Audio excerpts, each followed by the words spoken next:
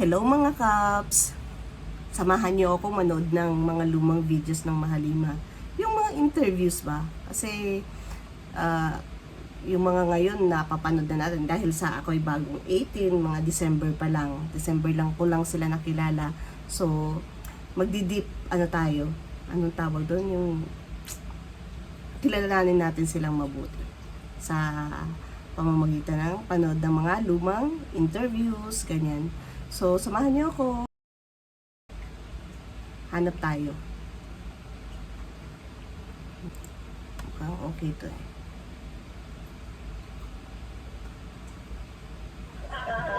Wait. Basahin niyo po kung Ay. Ano ba yan? Ano to? Sa brigada, sinagot ang hate comments. 6 minutes lang to eh. Na natin. yung feeling niya habang tinatype yan. Ito na. Sabi niya, Josh. pinakapangit sa SP19 yung Josh. Grabe naman. Josh, isa na makausap kita. Pero baguhin mo attitude mo ha. Close yarn. Parang personalan niya, personalan. Sino mo isa mo ng galit? Parang galit na galit sa akin to. Baka na-overwhelm siya sa charisma. Hindi, okay lang naman po yun. Iba naman tayo. Baka, syempre, iba tayo ng perception. Baka nga naman, para sa mata niya, pinakapangit talaga ako. Okay lang din yun. Ay, wala naman. Grabe, wala namang pangit. Maganda yung baguhin yung attitude ko. Hindi ko masasabi. Siguro depende. Pwede naman ako mag-adjust para sa kanya. Mag-adjust. Diba? Kung makilala niya ako, baka magbago. Sabi Pablo, tropa mo. Kung talagang proud Pinoy sila, bahag ang suot nila. Yun! Kung sisikat talaga sila, kahit bahag lang ang suot, sisikat sila. Yun talaga, walang silang ginaya. Bakit yung iba ba nagbabahag? Grabe naman to. Gusto mo ba talaga? Ate, sure ka naman dito. Kaya pag nagbahag kami, makul ka. Guys po, yun sa susunod na content namin, abangan niyo po yan. Go! Parang mga boy sa palengke. Yung naka-orange, mukhang nagtitinda ng tinapa. Grabe yung may nagtitinda ng tinapa. Pag may ganyan nagtitinda ng tinapa, pupunta ako doon. Kapuso mo dyan sila sa naka-orange. Oo. Talaga, ang cute kaya niya doon. Nagagawa na yung ibang tao na tatamaan na yung ibang tao. Saan nanggagaling sa nila napupulot yung mga sinasabi nila? I mean, kami po, kumbaga, wala naman po kaming ginagawa masama. Kumbaga, ginagawa lang po namin yung gusto namin. Kung saan paraan po kami nag-enjoy at kung saan po Well, nasa Pinoy naman talaga yun eh. Na, alam mo yun, na manlait. Pag yung medyo parang, alam mo yun, ay nako.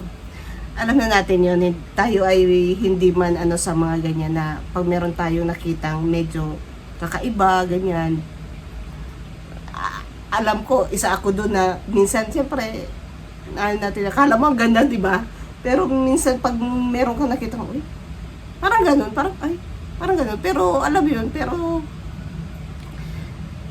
ngayon mapapaano mo na masama pala talaga, no? Na bakit hindi mo muna tingnan yung sarili mo sa salamin bago ka manlait ng iba, di ba?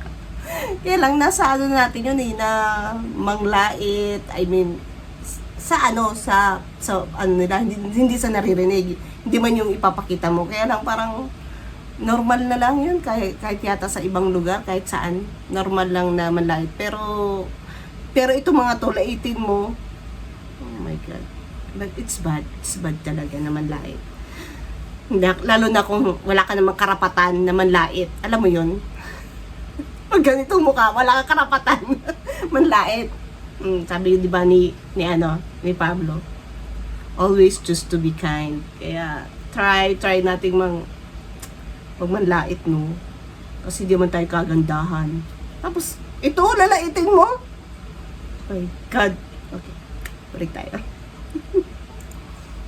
kami nag-excel sa tingin po namin. Pero bakit po kailangan may mga ganito sa yun yung hindi ko maintindihan. Hindi mo sabihin na pangit talaga kami, pero huwag lang sabihin yung ibang tao na nagtitin mo lang sila. Grabe, hindi ka pangit, oy. Bakit po, Pablo? Ito, pagawin mo yung attitude mo, ha? nyo doon? Ano sinasabi ng ibang tao? Ha ha ha ha ha! Feeling K-pop tong mga to. Di bagay sa inyo, mga wala kayong originality. Ha ha ha ha. Ano yung sabi niya? Hindi sa pangbabash, pero naman sana may sariling originality naman. Like sa style ng presentation, mukha kasi ginagaya nila mga Korean style. Dapat pang Pinoy style din. Ano ata pag sumasayaw ata tayo. Well, yung Korean, ano naman, yung Korean ganyan. Kasi siguro, yun sinabi nga nila din, yung mga naano ko sa mga interview nila na, kasi sila ang sikat. Bakit hindi natin itry tayo naman? Parang, uy, parang P-pop kayo. Parang ganun. Yung ibang bansa na magsabing, uy, ginaya kayo. Parang ganun. Ginaya ang P-pop. Meron kayo. Malay mo, no? Actually, marami na ngayon na ginagaya ang SB19. Pero sana, hindi lang SB19. Sana, lahat ng P-pop, as in, lumebel sa, sa SB19, di ba?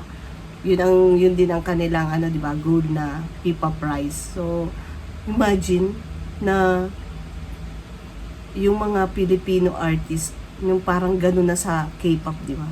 Parang wow. Kailan kaya? Pero nag-uumpisa na. Malay mo, di ba? Hindi ako mahilig sa K-pop kaya hindi ko alam yung mga ganyan. Pero mula nung kapanood ako ng ganito, started na manood ng mga P-pop. Pero aminin ko, SB19 pa rin ang aking talagang mostly pinapanood. Well, ganun. Balik tayo. Mga ganun ata tayo sino ba nasabi lang po namin dyan sa ganyan? Yun nga, spaghetti, Pinoy style. Spaghetti Pinoy style. Nag-evolve naman po talaga ang fashion, nag-evolve ang music. Nandito na po tayo sa modern times, 2021 na po, ganun po talaga. Asian country po tayo, so naturally po, meron po tayong mga reference din galing din sa Asia. So, hindi po Korea ang ginagaya namin. Actually, di ba, ang original, di ba, ang original, I mean, yung pinaka naunang, alam ko naunang mga pop, di ba, ang pinaka king of pop nga is si Michael Jackson, di ba? So, paano naging di ba, yung mga pop, so mga NSYNC, mga ganyan, mga Backstreet Boys, mga ganon, di ba? Mas nauna naman yung sa K-pop, di ba? So, paano naging kinaya? Well, kasi uso ang K-pop. So, yun. Kasi yung style na namin lahat, pati yung para namin, lahat po yan. Pati pagsulat ng kanta, hindi naman po siya naka-Korea. Oo nga, Tagalog Kaya nga. naman ang sisikat at magkakapera kaya pakiba namin sa inyo kung gusto nyo sumikat. Kung wala kang paki sa amin, bakit ka nag-comment? Ayun lang, sunog. Wala ka. Lahat naman po ng tao, sa buong mundo, O nga na. meron tayong tinatawag na sense of universality. Kumbaga, Oo nga naman. Ba't kung wala kang pakialam, ba't ka nanonood, nagko-comment ka pa? Kung wala kang pakialam, go! Huwag ka mong panoorin. Diyos ko, itong mga basher na to Kung wala kang pakialam. Di ba pag ayaw natin ang isang tao, ayaw natin ang isang papanoorin, hindi mo papanoorin kasi ayaw mo. So bakit ka pa ng panahon para mag-comment pa? Good job, Ken. Good job. kumbaga, pag meron tayong bagay na nakikitang maganda, we take it and utilize it. Hindi naman po na sinasabi na pangokopya or talagang kinukuha yung sinasabi. Kumbaga, influence po tayo ng mga lahat ng bagay sa buong. Lahat na, yung mga damit nyo, hindi naman po sa atin yan, di ba? Kumbaga, Made in China to. mapansin po yan sa ibang bansa, hindi naman po sa ating galing yan. Lahat po ng tao, lahat ng kultura, influence po yan. Buong mundo. So, what Kung gusto mong Pinoy talaga, edi magano ka, barong Tagalog. Tsaka barong Saya, ganyan. Yun, talaga Pilipino yun. Pero yung, Diyos ko, may magsusot talaga na may magsusot lang ng mga yung mga pag may performance sa school, yung mga ganyan. Pero yung normal na magaganito ka, yung, ano ba to mga to? Di ba galing to sa ibang bansa? So, tama si Pablo. Very good talaga. Pinuno, go. wala po tayong masabi na only Ano ko lang ha, kasi parang hindi pa sila masyadong dito. Kailan ba to? Pero gagalingan na lang sumagot mo. Talagang may utak. Sana Korean only. Pangit ng SB19, mukhang tatay. mukhang tatay. Grabe naman kayo sa mga tatay. Grabe naman. Pag ganyan ang tatay ko, ang Ang pangit sa mundo, lalo na yung mga tatay natin. Tatay, Oo nga. tatay. Oo nga. Sino may magsasabing tatay mo? Bata ka ba? Baka na kay daddy. Tatay mo pang.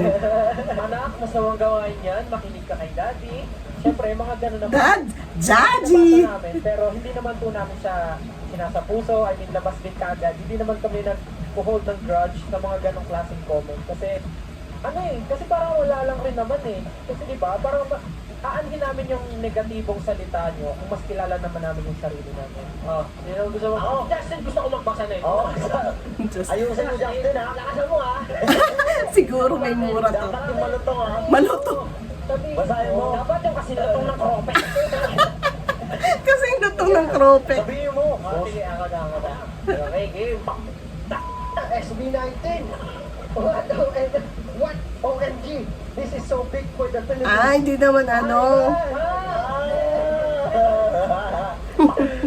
ano pala, akala ko eh. Mali yung delivery. Akala ko galit. Dapat, Hindi pala. Nabigla pala siya. Hindi naman pala lahat basher yung comments. Sa totoo lang, totoo yung sinasabi niya, this is so big for the Philippines. Kasi itong nomination na to sa Billboard Music Awards, hindi lang naman talaga para sa grupo namin. Ito para yung sa time mga na fans namin, kundi para sa buong nominee sila. Pilipinas din. Nominee What if, sila. di ba, makilala talaga yung bansa natin dahil sa talento natin. Yun nga yung mga dayuhan para mas maging curious sa kultura natin. Mag-ano sila dito, makatulong tayo sa economy kasi syempre, once na maging curious sila sa kultura natin, mas gusto nilang alam niyo yun, pagpunta dito, i-explore lahat, kilalanin palalo tayo. Hindi kami galit sa inyo. Please, continue mag-comment ng kanya kasi natatawa talaga kami. O, continue daw, bashing. Sa yung negative comment, Yeah. it makes us positive. Okay.